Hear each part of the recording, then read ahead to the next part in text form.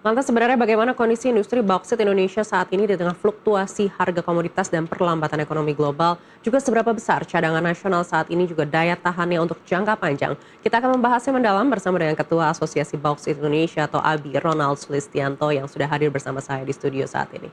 Pak Ronald, apa kabar? Selamat datang di Baik, studio Nusantara TV. selamat pagi, Selamat Mbak pagi. Elke. Ya Pak Ronald, menarik ya bicara industri bauksit Indonesia. Mungkin secara umum boleh disampaikan seperti apa kondisi industri bauksit saat ini? Rasanya kondisi boksit saat ini baik-baik aja.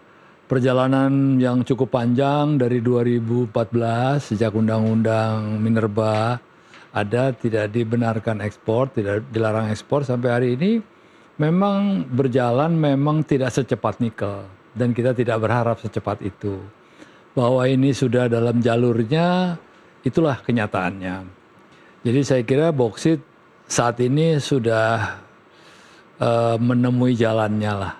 Karena apa? Kenapa tidak juga secepat itu? Memang ada untung dan ruginya. Karena memang capex-nya cukup besar. Beda dengan komoditas lain. Saya tidak spesifik mengatakan nikel ya. Karena memang turunannya itu bertingkat. Sehingga nilai biayanya juga bertingkat. Tapi kalau boksit ini kan melonjak langsung ke tingkat yang hanya sedikit lagi jadi aluminium. Sehingga mungkin saja investor menghitung nilai capex yang cukup besar ini tentu dengan pertimbangan yang sangat matang. Baik, tapi secara global harga bauksit sendiri seperti apa di saat komoditas-komoditas lain ini cukup fluktuatif harganya? Kalau komoditas boksit ini kan harganya memang harga untuk dalam negeri ya. Karena boksit tidak kita ekspor. Tidak dibolehkan ekspor sejak 2014, ada relaksasi 2017 kemarin, berakhir sampai dengan 2022. Artinya apa? Artinya memang boksit itu untuk konsumsi dalam negeri. Dalam rangka untuk mengejawantakan hilirisasi dalam konteks menjadi nilai tambah, yaitu alumina. Di dalam alumina itulah kita memberikan supply ke refinery-refinery yang sudah terbangun. Nah itu harganya memang dalam dalam koridor yang ditetapkan oleh pemerintah, yaitu dengan HPM. Nah HPM itu ditetapkan pemerintah untuk menjaga agar antara penambang di hulu dengan pemain refinery di hilir itu bisa sinergis. Tapi sekarang justru itu yang jadi persoalan. HPM itu menjadi patokan saja tapi tidak diikuti. Artinya ada diserahkan antara ada patokan dan harga pasar. Ini sangat membawa pengaruh terhadap penambang yang di hulu. Mereka tidak bisa mendapatkan harga yang cukup baik. Baik, seberapa besar gapnya antara HPM dan harga pasar? Saya melihatnya begini, melihatnya adalah selisih. Jadi rasanya misalnya begini ya, kalau harga di HPM ditetapkan AL47 itu katakan $50, itu di pasar dengan refinery yang menerima itu kira-kira sekitar 38, paling tinggi 40. Berarti ada selisih 10. Bagi kami 10 itu tidak masalah kalau itu tidak dijadikan penghitungan terhadap royalti. Royalti itu kan selisih kali 7%. Itu baru royalti. Tapi yang lain turunannya masih banyak karena patokan HPM itu digunakan untuk men-trigger atau menjadikan tolak ukur untuk menghitung pajak. Belum pajak PBB dan lain-lain. Sehingga akhirnya gapnya terlalu jauh.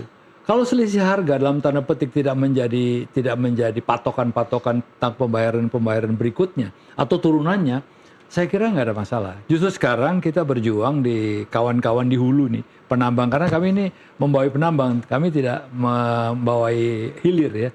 Ini adalah agar kita ini setara.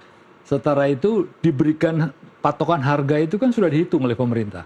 Pemerintah ini sudah sangat pandai sekali menghitungnya. Sehingga ini ada sedikitlah keuntungan untuk menjalankan good mining practice. Karena di tambang, kalau keuntungannya tipis, itu artinya resikonya sangat besar. Dan kedua, tanpa kita menjalankan good mining practice, kami juga dapat sanksi.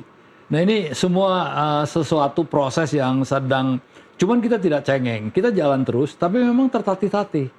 Artinya produksi yang akan kita hasilkan pasti akan tidak sesuai dengan apa yang diharapkan. Maka kita tidak ingin antara hulu dan hilir ini akan terjadi stagnasi. Artinya supply-nya berkurang. Bahkan sekarang itu dengan adanya RKAB sebagai acuan tahunan bekerjanya para penambang, itu agak saya katakan terlambat keluar atau memang belum dikeluarkan, ini kira-kira baru 25% sampai 30%. Maka total yang akan diproduksi juga akan berkurang. Bahkan saya dengar, ini baru saya dengar, salah satu refinery kita di Bintan itu sudah menurunkan produksinya. Tidak 100% lagi, cuma 60% lah kira-kira. Jadi ini kan juga keseimbangannya harus kita jaga. Nah ini yang kita berharap pemerintah bisa melihat mana-mana yang kira-kira bisa kita jadikan tolok ukur agar kita berdaya bersama antara hulu dan hilir. Kalau HPM-nya tidak dikunci, artinya hanya diserahkan pada pasar, ya semua pengen murah loh. Baik, artinya dibutuhkan ketegasan dari pemerintah untuk memastikan HPM ini. Ya. Dalam bentuk seperti apa ya menurut Anda ini sistemnya. lebih baik begitu? Apakah dibutuhkan punishment juga mungkin? Ya kalau punishment terlalu jauh lah ya, dalam tanda petik. Kalau dengan sistem itu sudah terkunci, dia kan nggak bisa apa-apa. Artinya begitu masuk untuk membayar royalti, penambang itu melihat atau sistem itu akan berhenti. Kok harganya nggak sama dengan HPM? Kan begitu. Nah dengan harga tidak sama itulah kita menjadi sesuatu agar kita bisa jalan. Karena kita juga khawatirkan ini jadi temuan baru. Kalau itu bisa under pricing atau itu under invoicing, kan ini masalah gitu. Di kemudian hari ya saya nggak tahu sekarang. Karena yang lalu-lalu juga sekarang sudah mulai dikutik-kutik lagi ini supaya kita ini berjalan sesuai dengan koridor yang ada. Baik, tapi apakah ini nantinya akan menjadi masalah juga untuk minat refinery baru di hilir?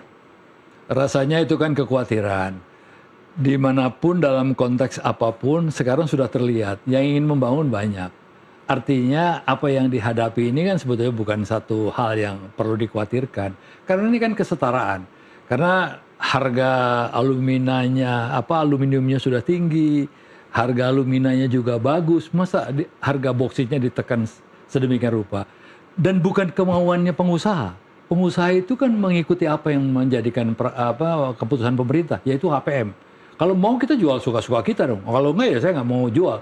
Kita kompakan aja di hulu, udah kita nggak usah jual, kita nggak usah sepanjang harga itu. Enggak, kita ikut pemerintah yang menetapkan.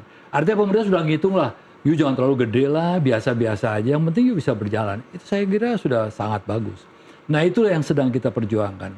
Artinya kalau itu bisa, sistemnya dikunci, maka suka tidak suka, kan dia juga butuh boksit. Artinya apa? Butuh boksit tapi tidak harga yang suka-suka lah. Harga yang ditetapkan pemerintah. Ya kalau mau komplain pemerintah loh, jangan ke kami gitu kan gitu. Jadi artinya kalau kekhawatiran itu sangat berlebihan menurut saya. Baik, artinya apabila HPM ini tidak dikunci seperti yang tadi Bapak sampaikan, ada potensi di tahun ini produksi bauksit ini akan tidak mencapai target. Ya kan tidak sesuai dengan harapan karena pengusaha ini kan juga harus mengeluarkan overhead cost yang cukup besar, di mana makin hari ini kan makin banyak ya, makin banyak aturan-aturan yang dibuat yang kadang-kadang kita harus mengikuti apa yang harus dilakukan. Misalnya harus tidak boleh ini, tidak boleh itu kan semua cost. Nah dengan cost-nya sekarang itu kalau kita diberikan HPM saja kami sudah terima kasih.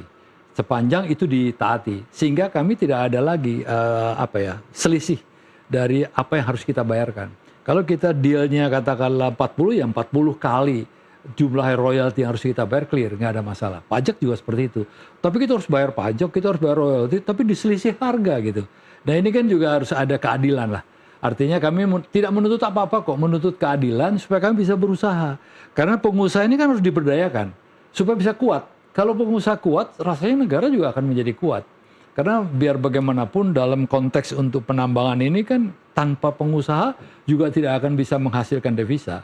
Ini yang sebetulnya ingin selalu saya sampaikan kepada setiap kesempatan agar kita bisa mendapatkan keadilan lah. Baik, bagaimana dengan larangan ekspor itu sendiri? Apakah ini memang sudah terlihat efeknya untuk industri bauksit? Kalau larangan ekspor kita sudah done.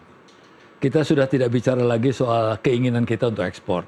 Kita ingin juga memberdayakan dalam negeri kita agar kita punya nilai tambah. Dan nilai tambah itu juga untuk kesejahteraan bangsa dan rakyat Indonesia.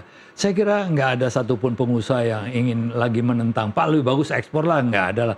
Karena dia juga ingin keuntungan yang jauh lebih tinggi. Bagi kita sekarang clear, kita ingin sekarang membangun. Nah membangun itu sendiri masih tertati-tati. Tanpa dengan kita ingin macam-macam, HPM-nya aja belum mencukupi dari apa yang harusnya kita harapkan. Nah, saya nggak tahu pemerintah kenapa tidak melakukan itu. Tadi ada mungkin kekhawatiran refinery lain jadinya nggak akan bangun.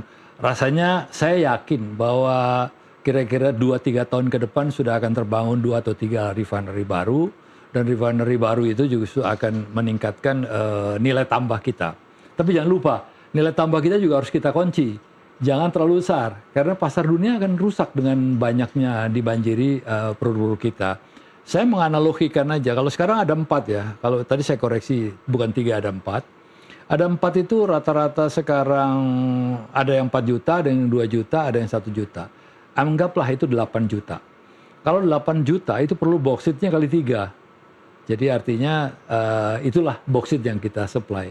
Nah, berapa besar sih sebetulnya maksimal yang harus kita berikan ruang pada refinery kita?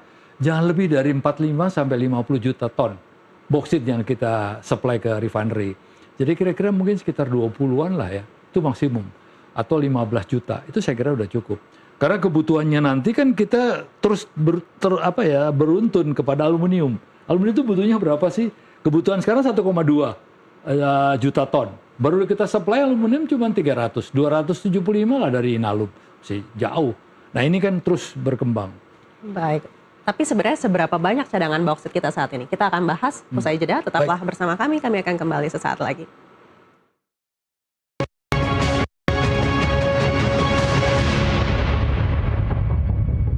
Anda masih di segmen Industri 360 dan kami juga masih bersama dengan Bapak Ronald Sulistianto. Iya, Pak Ronald, melanjutkan conversation kita sebelum jeda tadi Bapak sampaikan terkait dengan aturan yang sebenarnya harus dibenahi oleh pemerintah untuk industri bauksit ini. Tapi sebenarnya cadangan bauksit kita itu sebanyak apa sih? Karena yang masyarakat tahu kita tuh masih kaya dengan bauksit, kita masih cukup begitu. Tapi apakah di lapangan memang kenyataannya seperti itu? Saya setuju sekali kalau kita memang kaya dan kita sudah cukup banyak ya cadangan kita.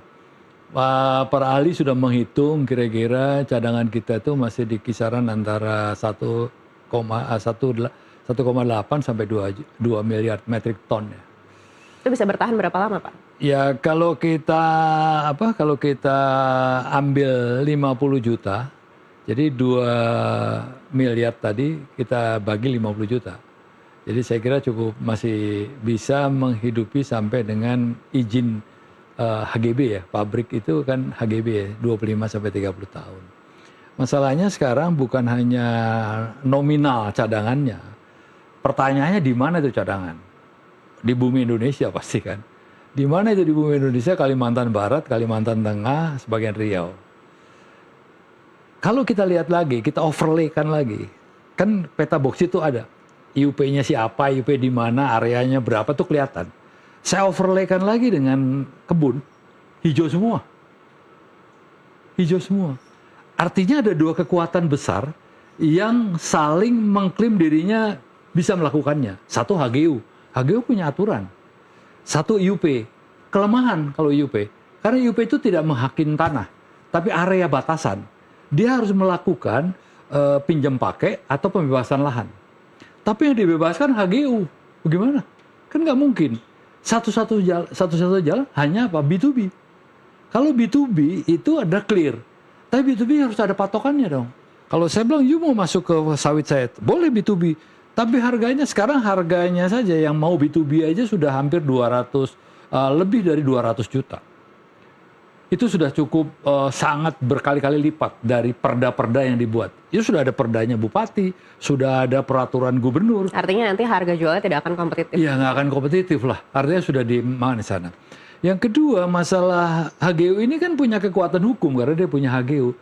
Nah, kalau kita diberi izin IUP, area luasnya diketahui, tapi di situ ada HGU kan nggak bisa ngapa-ngapain. Makanya harus ada aturan yang tidak hanya tidak hanya kita dipanggil untuk sinergi dan sebagainya, harus ada aturan yang ketat yang bisa membuat agar itu memang harus diberikan. Aturannya seperti apa, Pak? Karena ini kan cukup complicated nih ya kalau kita lihat, karena sudah dimiliki HGU-nya juga oleh orang lain yang mungkin akan memanfaatkan untuk kebun sawit. Saya belum bisa memberikan masukan yang pasti ya, apa sih sebetulnya, tapi mungkin pimpinan-pimpinan kita di kementerian-kementerian saya kira mungkin jauh lebih paham. agar kita ini bisa berdaya bersama gitu. Kalau kita sudah diberi UP itu kan diizinkan oleh pemerintah di area itu. Dan di situ ada kayak negara loh di bawahnya. Kalau itu dihaki oleh HGU boleh, tapi bayar pajak semua dong. Kan gitu. Sebayar pajaknya ke kita, ke pemegang IUP, tapi tidak boleh diapa-apain. Kami kan bayar pajak sebesar luasan IUP. Tapi tidak bisa kita lakukan apa-apa. Ini nggak fair gitu loh. Nah kalau nggak ya diambil alih HGU-nya. HGU harus mengakuisisi semua kan gitu. Nah ini kan akhirnya tidak sistematik ya. Untuk bisa kita dapat izin tapi kita dikunci.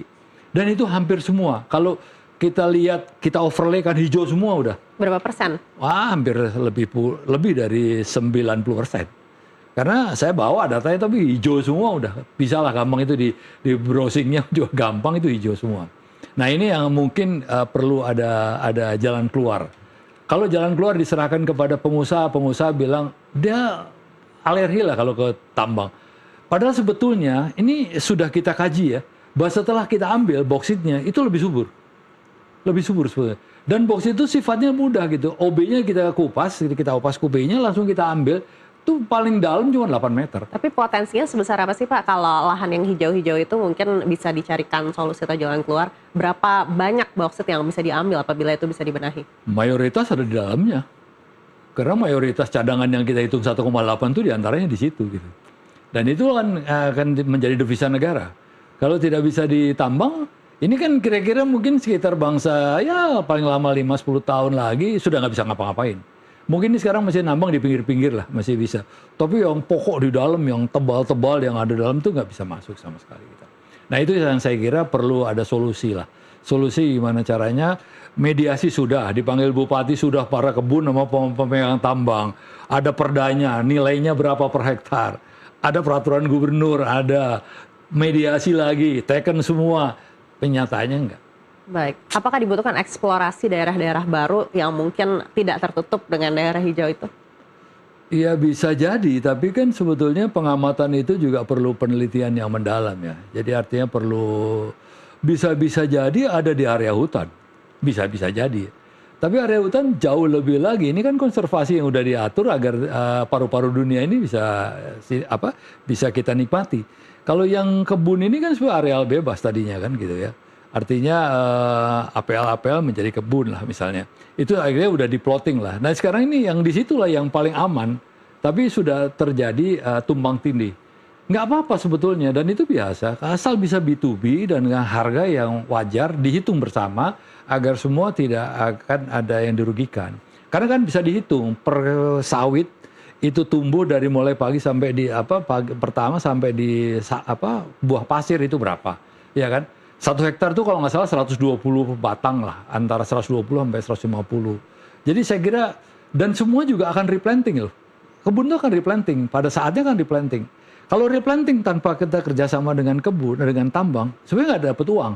Tapi dengan tambang kan bisa mendapatkan bagi hasil lah dalam tanda petik. Ini juga sebetulnya nggak ada yang dirugikan sih. Cuma hanya komitmennya aja. Kadang-kadang ada yang alergi, saya nggak mau masukin tambang lah, jadi rusak semua. Ya rusaknya di mana? Kita semua siap kok untuk mengembalikan pada fungsinya. Kalau lahan yang akan dilakukan penambangan clear, karena nanti akan di-grading kembali. Tapi mungkin jalan hauling road-nya aja yang melewati beberapa area tambang. Tapi biasanya kita cari yang terdekat keluar dari area tambang. Baik, artinya aturan yang pertama harus dibenahi ini adalah terkait dengan kesepakatan harga tersebut. Iya, kesepakatan harga dan boleh masuk dong. Ini kesepakatan harga nggak cocok, tidak boleh masuk lagi. Baik, kita tunggu seperti apa selanjutnya progres ini. Kita harapkan bisa menemukan titik cerah agar juga industri bauksit Indonesia bisa maju. Dan juga bisa memperkaya lagi hilirisasi kita. Menjadi harapan kita bersama. Sekali lagi terima kasih Ketua Asosiasi Bauksit Indonesia Ronald Sulistianto sudah bersama kami kali ini. Sampai jumpa lagi di lain kesempatan. Terima kasih. Ya, dan informasi tadi menutup perjumpaan kita di Industri 360 dan juga Nusantara Economic Update kali ini. Saya Mariana Ke, sampai jumpa.